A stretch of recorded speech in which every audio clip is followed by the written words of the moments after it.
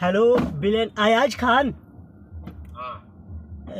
मैं दरभंगा बिहार से प्रोड्यूसर वीर प्रताप सिंह एक पटना के स्टूडियो से आपका नंबर लिए है। मैं एक मैथिली फिल्म बना रहा हूँ, सबका से सुंदर मिथिला धाम।